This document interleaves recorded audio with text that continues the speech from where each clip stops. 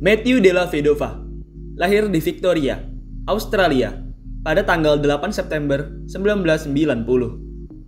Deli berasal dari keluarga atlet.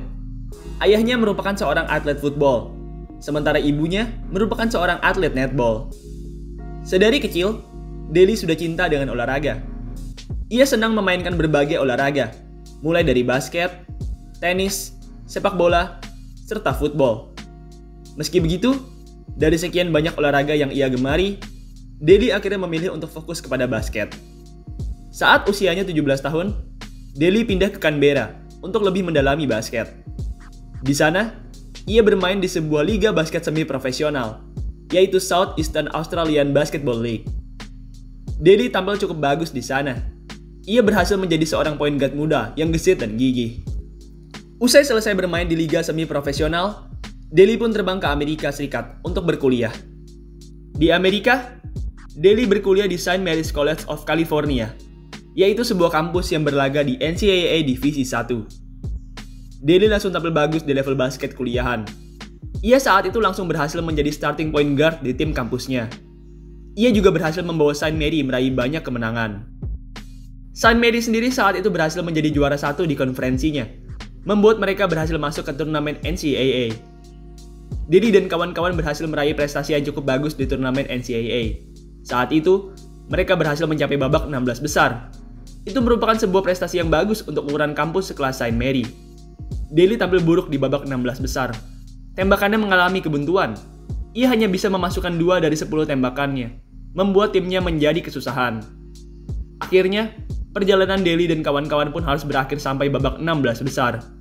Mereka saat itu kalah dari Baylor dengan skor 72-49. Di 3 musim berikutnya, Deli tampil semakin bagus. Deli berhasil meningkatkan berbagai rataannya, khususnya dalam poin dan rebound. Oh ya, ngomong-ngomong, di masa kuliahnya ini, Deli juga sempat terpanggil ke timnas basket Australia. Pada tahun 2012, Deli yang baru saja menyelesaikan tahun ketiganya di kuliah, terpilih untuk bermain di Olimpiade 2012. Deli tampil bagus di Olimpiade 2012 ini. Meski merupakan seorang pemain muda, tapi Deli berhasil menjadi seorang point guard terbaik di timnya. Deli saat itu berhasil menjadi pemimpin rataan assist di Australia. Ia juga berhasil mencatatkan poin serta rebound yang cukup bagus. Deli sendiri berhasil mengakhiri Olimpiade pertamanya ini dengan finish di peringkat 7. Mereka saat itu harus puas di peringkat 7, usai kalah dari Amerika Serikat di babak 8 besar. Deli total bermain pada 136 pertandingan di level basket kuliahan, dan selama itu, ia berhasil mencatatkan rata-rata 14,2 poin, 3,4 rebound, dan 5,6 assist per game. Ia juga berhasil menjadi pemegang rekor pada beberapa kategori statistik di St. Mary. Deli merupakan salah satu pemain terbaik yang pernah dimiliki oleh St. Mary College. Usai berkuliah 4 tahun, pada tahun 2013, Deli pun mengikuti draft NBA. Deli merupakan pemain terbaik di kampusnya. Sayangnya, hal tersebut tidaklah cukup untuk menarik perhatian tim-tim di NBA. Akhirnya, pada draft tahun 2013, Deli pun berakhir sebagai pemain undrafted. Usai tak terpilih oleh tim manapun, Deli pun direkrut oleh Cleveland Cavaliers untuk bermain di Summer League. Deli memang tidak menunjukkan rataan yang bagus di Summer League. Meski begitu, Deli mempunyai hustle serta semangat yang tinggi. Akhirnya, karena 2 hal tersebut, Cavs pun memberikan kontrak kepada Deli. Deli tampil bagus di musim perdananya ini. Saat itu, Deli langsung diberi kepercayaan untuk menjadi point guard pelapis di Cavs. Deli benar-benar bermain dengan hatinya. Ia memang tidak memiliki talenta sehebat point guard lain. Meski begitu, ia selalu mengeluarkan seluruh jiwa dan tenaganya di tiap pertandingan. Pertandingan terbaiknya Deli di musim pertamanya ini adalah pada tanggal 26 Maret 2014, tepatnya saat Cavs berhadapan dengan Detroit Pistons. Saat itu, Deli yang bermain selama 35 menit, tampil cantik dengan mencetak 21 poin, 3 rebound, dan 6 assist. 21 poin yang saat itu ia cetak merupakan pencapaian poin tertinggi yang pernah ia cetak di sepanjang karirnya di NBA. Usai bermain cantik di NBA, pada off-season 2014, Deli pun kembali ke negaranya untuk bermain di FIBA World Cup 2014. Deli tampil cantik di FIBA World Cup ini. Ia kembali berhasil menjadi seorang point guard terbaik di Australia. Ia juga berhasil memberikan produksi yang bagus dalam scoring. Sayangnya, Meski sudah tampil cukup bagus, tapi Daly dan Australia lagi-lagi gagal meraih prestasi yang baik. Australia saat itu hanya bisa finish di urutan ke-12.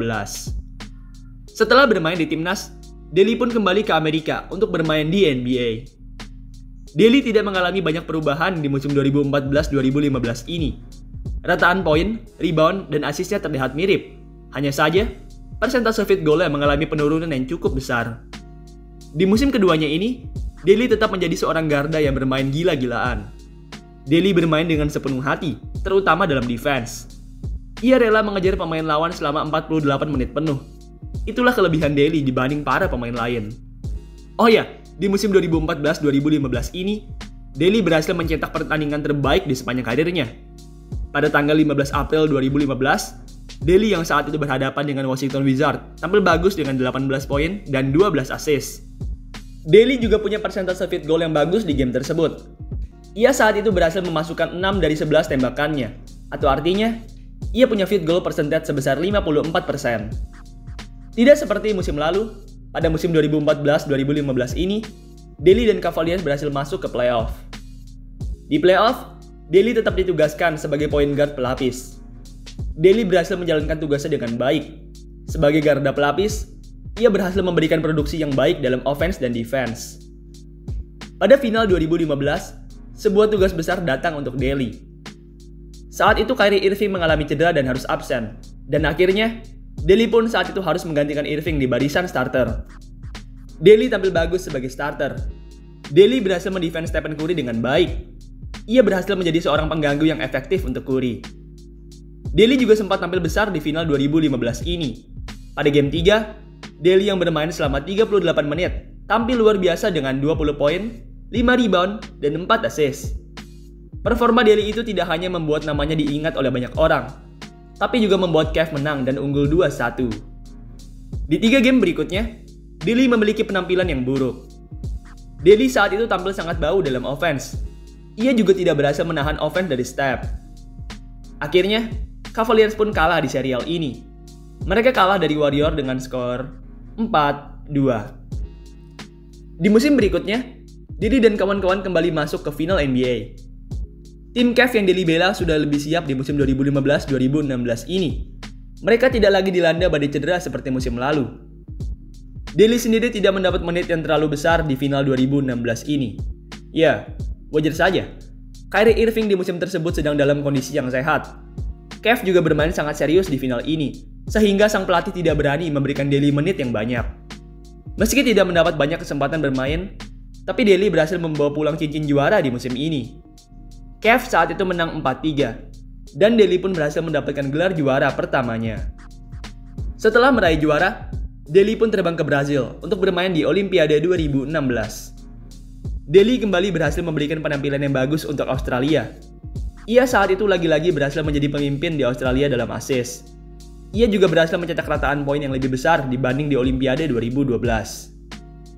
Australia sendiri akhirnya berhasil selesai di urutan keempat. Mereka mendapatkan hasil tersebut usai kalah dari Spanyol di perebutan juara 3. Sehabis bermain di Olimpiade, Daly pun lanjut bermain di musim NBA keempatnya, yaitu musim 2016-2017. Di musim 2016-2017 ini, Daly bermain untuk tim baru, yaitu Milwaukee Bucks. Musim 2016-2017 rupanya merupakan musim terbaik Daly di NBA. Saat itu, Daly berhasil mencatatkan rataan tertingginya dalam poin, assist, dan steal. Ia juga berhasil menjadi starter pada sebagian besar pertandingannya di musim tersebut. Pada tanggal 21 Desember 2016, Daly pun menerima cincin juara NBA-nya. Kala itu, Daly yang berhadapan dengan Cleveland Cavaliers dihadiahi sebuah cincin juara. Ia juga saat itu bertemu dengan rekan-rekan lamanya di Cavs. Musim 2017-2018 menjadi musim yang sial bagi Daly. Daly mengalami banyak cedera di musim 2017-2018 ini. Cedera ini membuatnya harus absen pada puluhan pertandingan. Musim 2018-2019 menjadi musim terakhir Daly dengan Bucks. Usai kurang puas dengan performa Daly, pada 7 Desember 2018, Daly pun di-trade ke tim lamanya, yaitu Cleveland Cavaliers. Daly bermain dengan bagus di musim comeback-nya dengan Cavs ini. Daly berhasil mencatatkan produksi yang solid dari bangku cadangan. Ia juga berhasil menjadi seorang mentor yang bagus untuk para pemain muda. Usai comeback ke Cavs, Pada off-season 2019, Daly pun membela Australia di FIBA World Cup 2019. Daly dan Australia tampil bagus di World Cup 2019 ini. Dipimpin oleh Patty Mills, Australia saat itu berhasil menyapu bersih negara-negara yang ada di pool mereka. Australia juga saat itu berhasil mencapai semifinal. Namun sayang, mereka saat itu kalah 7 poin dari Spanyol.